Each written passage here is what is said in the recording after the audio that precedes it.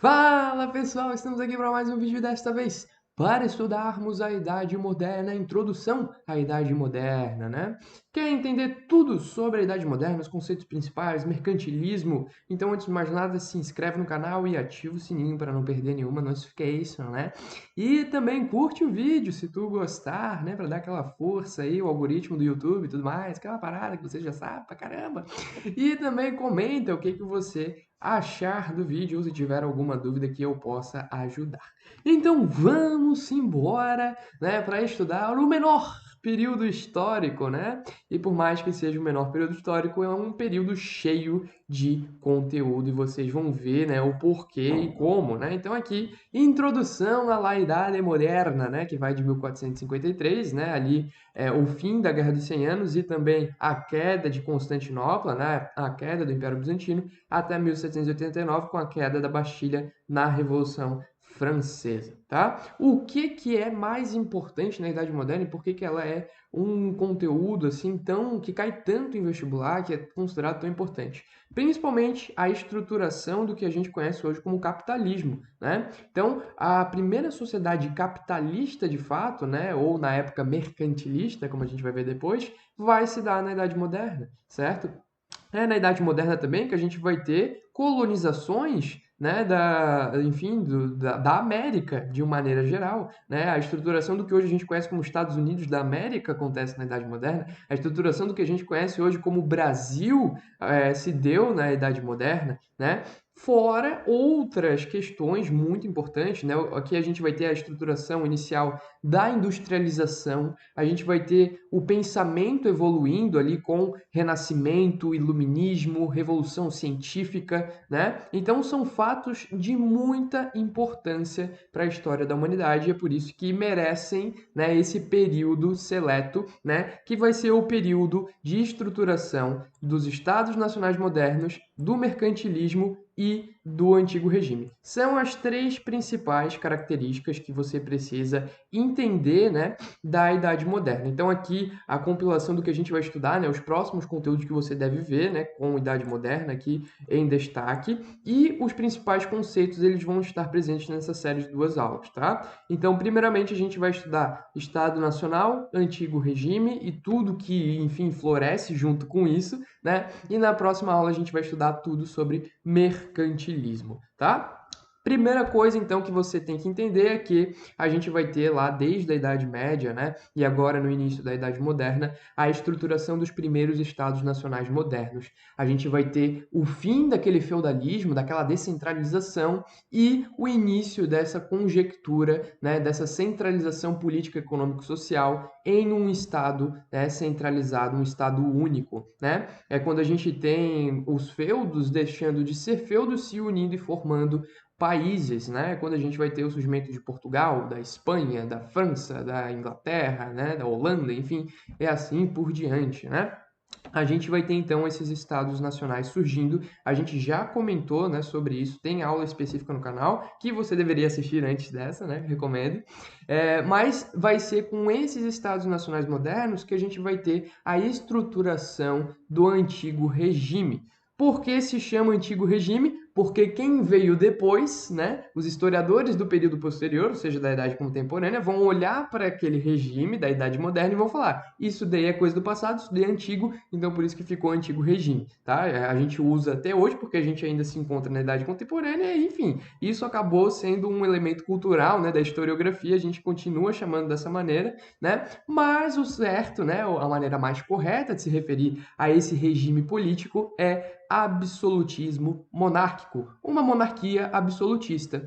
Monarquia, a gente já sabe, né? São os reis, né? Aquela monarquia hereditária clássica, onde o governante ele é governante porque Deus quis, né? Aquela legitimidade religiosa, né? E o absolutismo, né, ou uma monarquia absolutista, seria aquela em que o rei controla tudo. Ele controla a economia, ele controla a cultura, de certa maneira, tá? Ele que vai mandar e desmandar no que pode e o que não pode naquela sociedade. Ele controla, enfim, a administração, ele controla tudo, né? Todos os três poderes, né, legislativo, executivo e judiciário, ele é o cara que controla. beleza? Por isso que a gente chama de absolutismo, né? Porque é absoluto, o poder do rei não tem limites, certo? É um poder muito centralizado, né? E um poder centralizado que vai ter aí o apoio de duas classes sociais muito importantes para que esse poder consiga se, né, centralizar. A gente vai ter aí o apoio da aristocracia, né, que são, é claro, o clero e a nobreza, que estavam comandando o período anterior, né, e que vão então, né, ceder um pouco do seu poder para o rei para continuar, né, se perpetuando com muito prestígio na sociedade. Tá? E em troca, né, dessa aliança aí, né, dessa troca, desse ganha-ganha, a gente vai ter o rei cedendo para a aristocracia, né, para clero mais nobreza, a isenção dos impostos. Porque a gente viu lá na aula de Estado Nacional Moderno que quando o Estado Nacional Moderno ele assume essa necessidade, né, assume essa relevância dentro da sociedade, ele nasce por conta de algumas necessidades da burguesia, por conta de algumas necessidades dessas novas sociedades urbanas que estavam surgindo, e uma dessas necessidades era a criação de impostos, né? E esses impostos, então, eles seriam o custo, né? Ou, enfim, o que a sociedade deveria arrecadar para permitir que o Estado fosse organizado, certo? Então, a gente vai ter o rei acabando por diminuir os impostos ou até isentando, né, a aristocracia dos impostos para ter essa aliança com essas duas classes sociais que vocês podem ver aqui nessa pirâmide, né, clero e nobreza, que são tão importantes. Beleza? E aí, essas duas classes sociais a gente vai conhecer como a sociedade aristocrática dos privilégios ou de privilégios, tá? Por quê? Porque eles não devem nada ao Estado, eles só têm privilégios, eles não pagam impostos, né? A gente não tem nenhuma taxa sobre as propriedades dessas classes sociais, e eles só ganham privilégios de isenção, né? E às vezes até de bônus, de títulos nobiliárquicos, etc, etc, tá? Por isso que a gente chama de sociedade aristocrática de privilégios, beleza? Outra classe social muito importante para o rei conseguir chegar ao poder foi a burguesia, é claro, né? Quem que vai financiar essa situação, né? Então a gente vai ter uma situação ganha-ganha entre burguesia e rei também. O rei vai prover tudo que a burguesia quer, né? Que são, enfim, moeda unificada, né? Taxas unificadas, patrocínio para expedições de navegação, né? A gente vai ter aí uma estruturação do mercantilismo que a gente vai ver na próxima aula, né? Então a gente vai ter o rei proporcionando essas questões aí que são muito importantes para a burguesia, e a burguesia, em troca, apoia o rei, né? Seja financeiramente, seja o apoio de fato político, certo? Então a gente vai ter aí a burguesia apoiando essa figura representativa aí que é o grande monarca absolutista, tá? Um detalhe interessante, né, é que a nobreza, aqui comentando um pouquinho, né, sobre essas classes sociais, a nobreza que antes ela tinha esse papel um pouco mais militar, né, ali na Idade Média, né, com aqueles guerreiros, né, aqueles nobres que eram os cruzados, né, que iam para as batalhas e tudo mais, essa nobreza aos poucos ela vai perdendo essa função social de, enfim, militar, bélica, né, e passando a assumir uma função social de cargos públicos, né. Então a gente tinha, enfim, aqueles filhos de senhores feudais que não possuíam terras indo para as cruzadas, hoje em dia, né, ou naquela época, né, na Idade Moderna, eles ocupariam, em vez disso, um cargo público, né, enfim, de escrivão, ou enfim, de algum assessor do rei, né, enfim, algum nobre cargo nobiliárquico aí que o rei precisasse, tá? Então a gente vai ter essa mudança. A igreja, por sua vez, vai proporcionar legitimidade ao rei, né? Então, muito importante que o rei tenha essa legitimidade na Idade Moderna. Por que que o rei é o rei? Por que que o rei controla tudo? Porque Deus quis, né? Então a gente tem aí uma resposta muito fácil, muito simples para, né, o poder do rei. Mudança de classe social praticamente inexistente. Então, principalmente ali burguesia e campesinato, né? A burguesia às vezes ela forçava a barra, comprava títulos nobiliárquicos, né? Então eu sou dono de uma grande, né, aqui uma manufatura, eu sou o dono, enfim, de uma grande tecelaria e eu quero ser um cônego, né? Então eu vou lá e compro o cargo do cônego. Eu tenho dinheiro, eu tenho terras, eu vou lá e vou comprar esse cargo.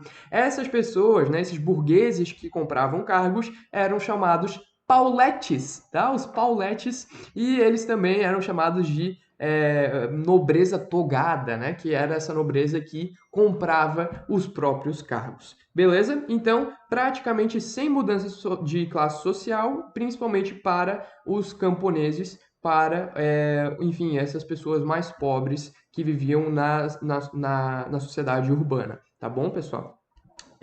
Outra coisa que a gente vai ter de muito importante na Idade Moderna, né, agora que a gente já comentou tudo sobre a sociedade, é o renascimento cultural. Então, conforme vai avançando, né, a sociedade, conforme vai avançando o tempo, a gente vai ter um pouco menos de prestígio para a igreja, a gente vai ter reformas protestantes, a gente vai ter o início de um racionalismo. Então, aqui dando algum indício, né, do que a gente vai estudar nas próximas aulas, né, e de como essas transformações elas vão acontecendo aos poucos. Tá? O mercantilismo a gente vai falar na próxima aula, tá? A ascensão da burguesia, ela é fator determinante para tudo que vai acontecer nesse período, tá? Então, todos os tópicos, cara, todos os tópicos que vocês estão vendo aí em verde na Idade Moderna, eles vão ter um quezinho aí da burguesia, tá? Porque, de fato, a burguesia é a classe transformante desse período. Se alguma coisa vai mudar da Idade Moderna para a Idade Contemporânea, foi por conta da burguesia, tá? A burguesia é o propulsor das mudanças nesse período. Por quê? Porque é ela que tem dinheiro. Então, quem tem dinheiro, quem tem poder aí, né, monetário, é que controla o rumo, né, da sociedade.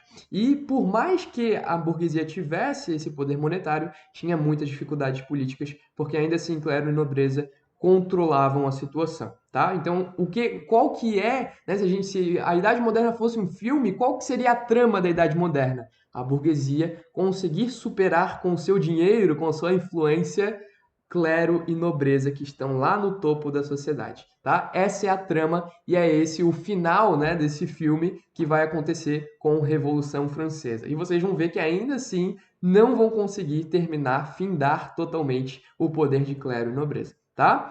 Outro fato relevante também é o pioneirismo português, nesse contexto aí de grandes navegações, onde a gente vai ter essa procura por mais mercado consumidor, procura por matérias-primas, nesse contexto de acumulação primitiva de capitais do mercantilismo que vocês vão ver na próxima aula. Espero que tenham gostado, espero que tenha ajudado. Beijão, valeu!